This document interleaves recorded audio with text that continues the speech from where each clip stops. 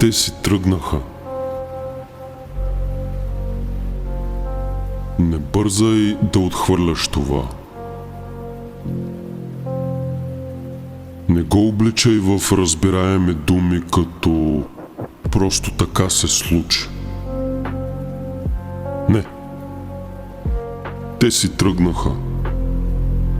Избраха да не бъдат тук. И това е фактът, който те държи буден в 3 сутринта. Не ти говоря за прошка. Не ти говоря за разбиране. Ти си прекарал достатъчно нощи в опити да разбереш, да анализираш, да намериш логиката. Логиката е за хора, които не са били оставени.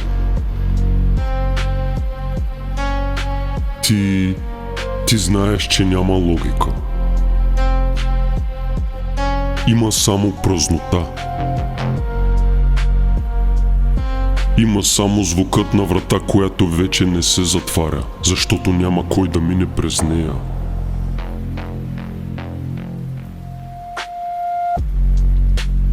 Те си тръгнаха. И ти остана.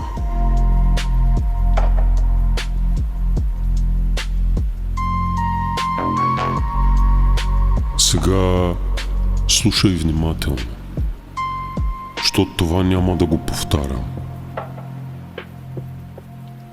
Няма да ти кажа, че всичко ще бъде наред.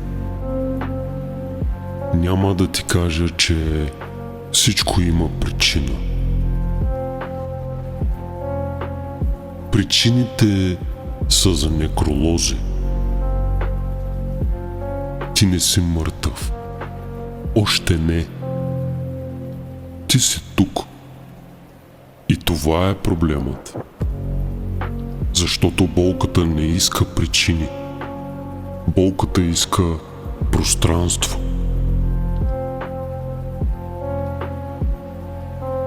И ти го даде. Даде и цели нощи, цели утрини, в които ставаш и първото нещо, което усещаш, е вкусът на чуждото решение в гърлото ти. Подцениха те. Това ли е думата, която търсеше? Подцениха. Това не е филм. Във филмите има музика, която те подготвя. Има монтаж. Има разрешение. Тук няма музика. Тук има само тяхното мълчание, докато са кроили планове, в които ти не фигурираше. Имаше го погледът им, когато си мислеха, че не гледаш. Онзи поглед, който казва, той няма да стигне до там. Той няма да успее.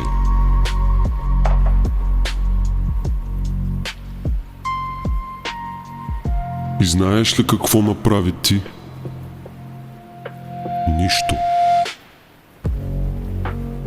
Защото тогава още вярваше, че ако си достатъчно удобен, достатъчно тих, достатъчно приспособим, те ще останат.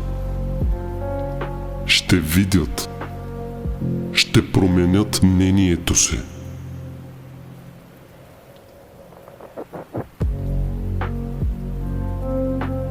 Не го промениха. Но ти се промени. Това не е история за това как болката те прави по-добър. Не познавам по-добър. Познавам само друг.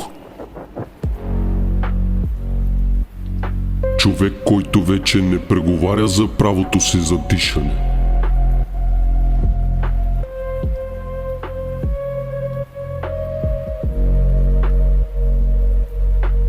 Когато те оставят, те всъщност те поставят. Поставят те на място, където няма кой да те хване. Няма кой да каже: разбирам те.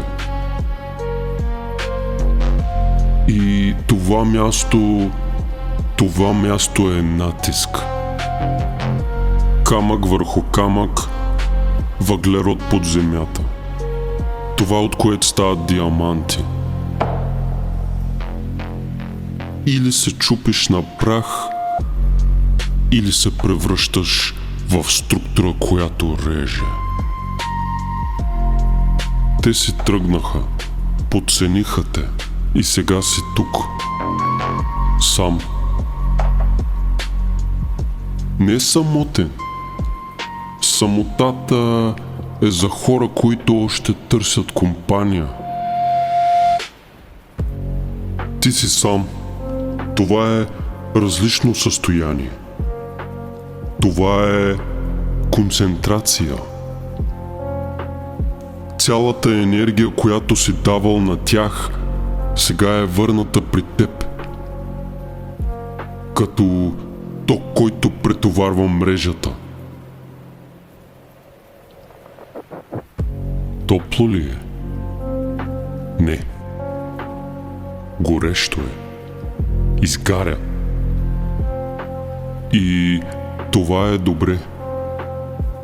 Защото за първи път усещаш, че имаш твърде много енергия за мястото, на което си. За хората, с който си. За живота, който си живял.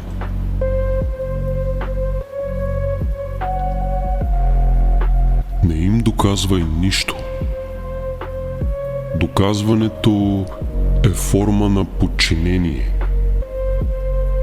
Доказването означава, че все още играеш на тяхната дъска. Не. Това, което идва, не е за тях.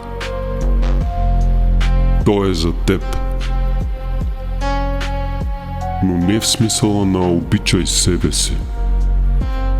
Тези фрази са за хора, които не са били разпилени. Ти беше разпилян. Части от теб останаха в ръцете на хора, които вече не помнят какво са държали.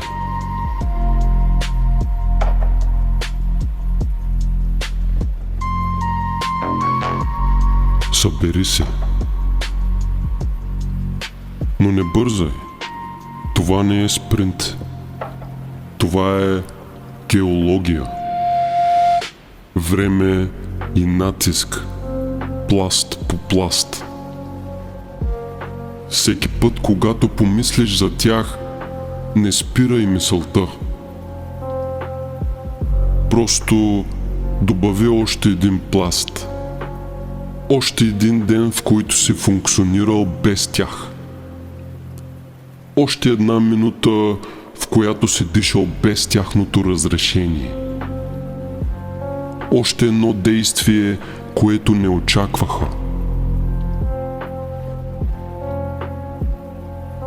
Те си тръгнаха. Подцениха те. И сега си тук.